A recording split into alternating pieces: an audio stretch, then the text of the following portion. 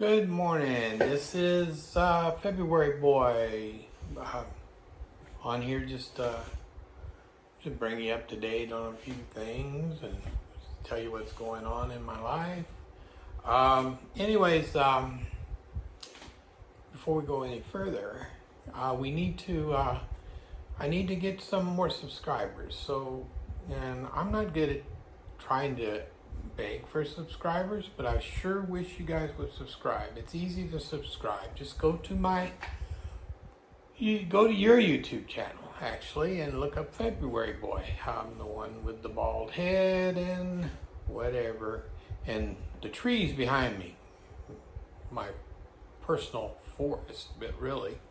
But anyway, yeah, just go on there and subscribe. You don't have to like everything that I put, but it would help if you like some things I talk about. I'm not going to talk about anything that's going to political or stuff that's going to get people upset in one way or the other. So just basically, it's more like about what's going on with me and other stuff for now. These videos are made basically so my kids can go back and just have something to watch one day if something ever happens. They got them. And it'll always be there somewhere in a cloud somewhere, I hope. I don't know. But anyways, yeah, please share, like, comment, and please subscribe to February Boy. Okay, today I'm going to talk about an incident that happened 2 days ago. Actually, a day ago. Sleepy. I was asleep, 4 o'clock in the morning. So I guess I rolled over, fell out of bed, hit my end table that was sitting next to the bed nightstand or whatever you want to call it. I hit it. I usually this is not the first time I've rolled out of bed. I'm kind of I roll a lot when I'm sleeping.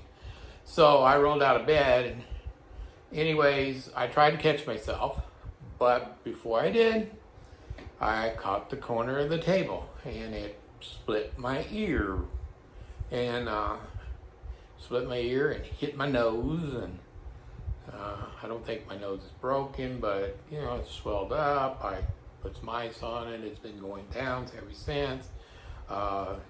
Getting the bleeding stopped on my ear was a different story altogether. Since I'm on Plavix, if anybody don't know what Plavix is, it's a blood thinner, and I've been taking it for about close to 4 years now. Anyways, when you get cut or something, you kind of bleed a little bit more than normal people.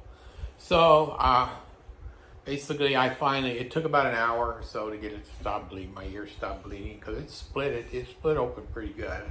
Probably should have went to the emergency room, had some stitches, but I'm old school type person, if you get a nick, cut, stub your toe, we try to patch ourselves up sometimes. I mean, if I have a medical issue, because I do have medical problems, that's a different story altogether. Then I'm at the emergency room.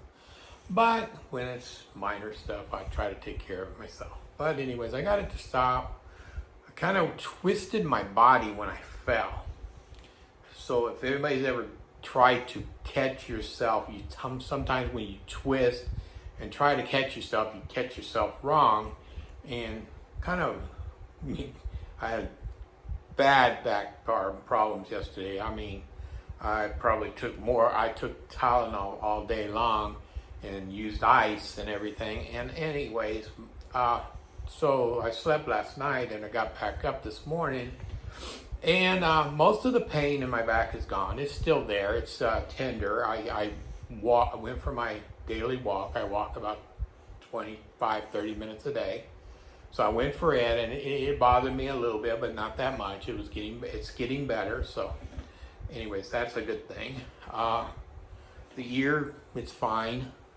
I could have probably lost it and become a Van Gogh, I guess. But, anyways, I still got it.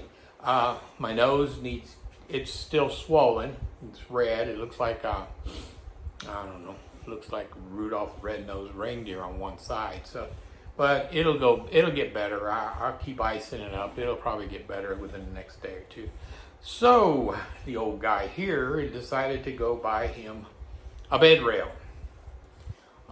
It's one of these bed rails that go on one side. That way I don't roll off the bed. Last night I slept with a pillow over where the nightstand's at, and just covered it, so in case I did roll off the bed, you know, it was not gonna, I'm not gonna bust anything open. Most of the time, I have rolled off the bed before, but most of the time I just hit the floor, and the floor is carpeted, so it didn't bother me so much. You don't do all the twisting as if you're hitting something. When you hit something, you kind of twist. I found that out quick. But anyways, I'm alive. I've got out of that part. Got me a bed rail, gonna install it. So basically, I guess I must be really getting old. I don't know. Maybe it's just, I don't know. I don't know what to say about it. It's just the way it is, I guess. And the fact that I live by myself, that becomes a problem. So I decided today, I ordered a medical alert system, which should be here in the next 5 or 6 days. So I'm going to have it, I'm going to put it in my house and install it. This way, if I fall or have a medical issue of any type, since I have congestive heart failure, so it's a good idea to have around, since I live by myself. I mean, so we're gonna get that. I paid for it for a year, so I'm paid up for a year. So I'm gonna have the system. I'm gonna have that just for protection. I know that I'm supposed to have that defibrillator, whatever the thing is that's being put in me after the 28th of September. I don't know what day exactly it's going to be installed. It sounds like I'm getting something stereo installed, but anyway, inserted in me or something. I don't know how you say it, but anyways, it's going to be put in me, and I'm going to. I'm pretty sure that has some kind of an alert on it too. Every time it shocks the heck out of you, so shocks you, wakes you up, whatever it wants to do to you, I guess. I don't know much about it. Only what I read. He's supposed to, I guess he's going to give me the lowdown when I go in there on the 28th of September, and I'll know more about it. So, and then we'll go from there, and then we'll figure out what day they're going to put it in. But we'll have that done, and so I'll probably have an alert system hooked with that too, most likely. So they'll know if I got shocked, or, of course they're going to give you mini shocks to get your heart, speed of your heart right and everything. So, but they say you don't even know that's happening. So, but if you have when the defibrillator itself goes off, you're going to know it. So it feels like somebody just kicked you in the chest. But that's, I guess that's the life of a 68-year-old person, or, my life anyway. I hope everybody don't have to have these problems. But anyway, I just wanted to let you kind of update you on that kind of stuff. I didn't think it was ever going to have to come to this. I know that I was going to get old. I understood that, but I didn't know that I was going to end up having to install alert systems and do all this stuff. I'm not going to say I made fun of those when help me on fall and all that stuff. But it was fun. I mean, it was not funny, but you heard it a lot. And I used to tell myself, I hope I don't have to have that system put in. But guess what?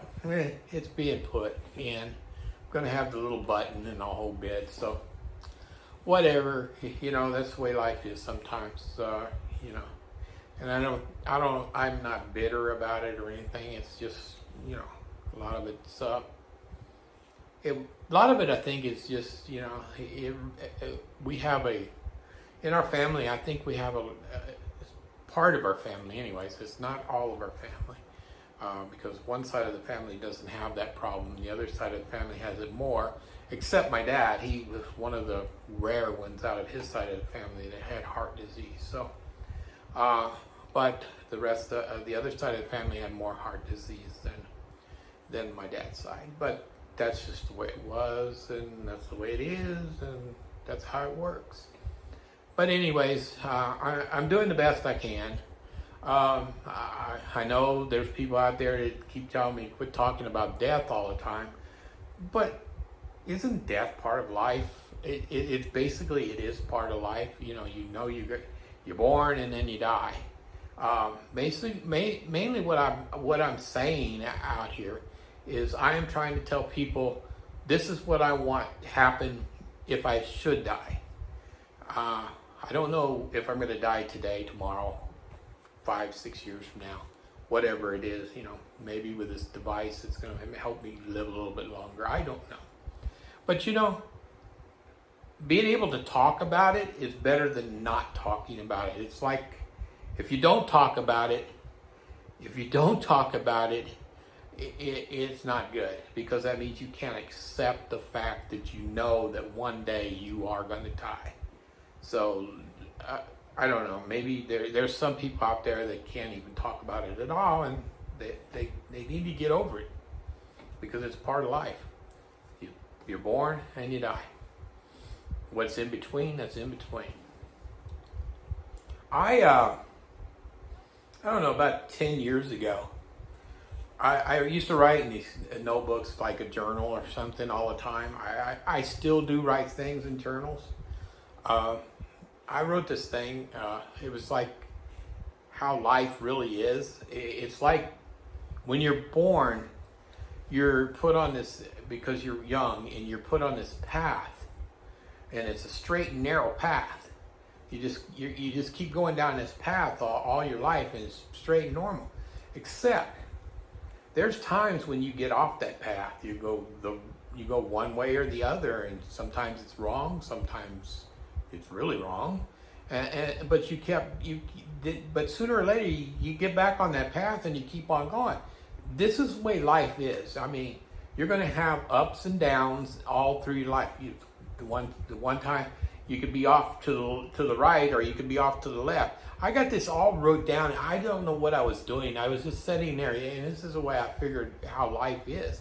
You normally start off on the normal, down the path, and you stay on the path and try to stay on the path, but it don't always work. You're going to end off that path a lot in your lifetime, especially as long as I've been around. I've been off the path a lot. I get back onto the path, and sometimes, but you're going to get off from it. I think the last few years I don't get off the path as much. I think because I'm set in my ways, doing the things that I'm supposed to do, more forgiving,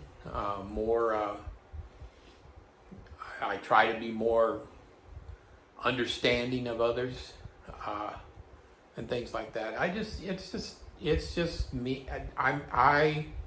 I'm different, and that's probably why I make these videos, because I am different. I don't think there's too many people like me, and which would have been boring if they were all like me, or if I was like them, and I don't want to be like them. That's the way I feel.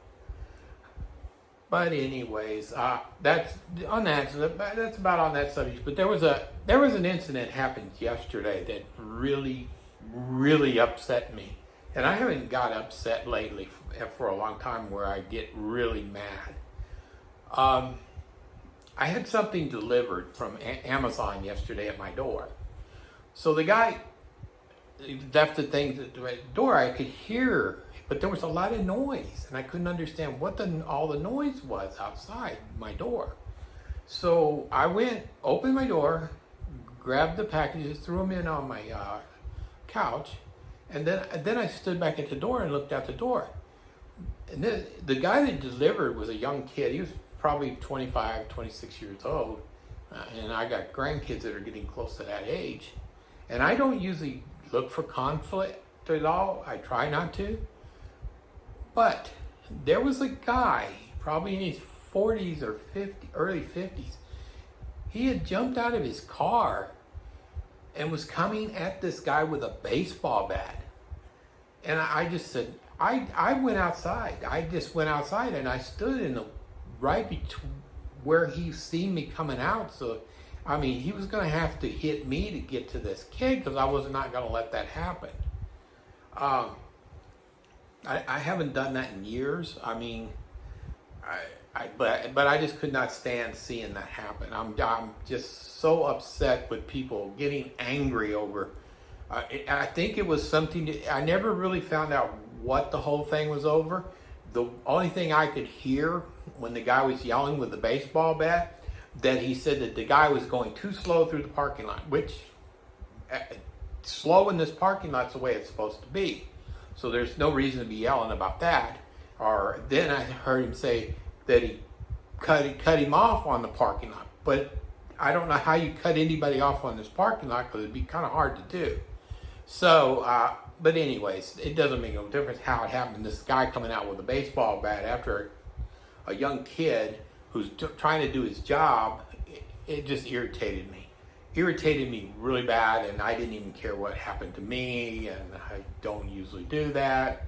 I haven't done that in years. I mean, I'm one of these that try to stay away from conflict like that, but I'm not afraid of people. I know my kids think that maybe you gotta watch doing that. You're gonna get with the wrong person and doing something like that. But what am I supposed to do? Let this kid get hurt? It's not gonna happen. Because like I said, I got grandkids that are about that age, are going to be about that age anyway. So I'm not. That's not going to happen. Not as long as I'm breathing. So I didn't really care about what happened to myself. I wasn't even thinking about it, to be honest.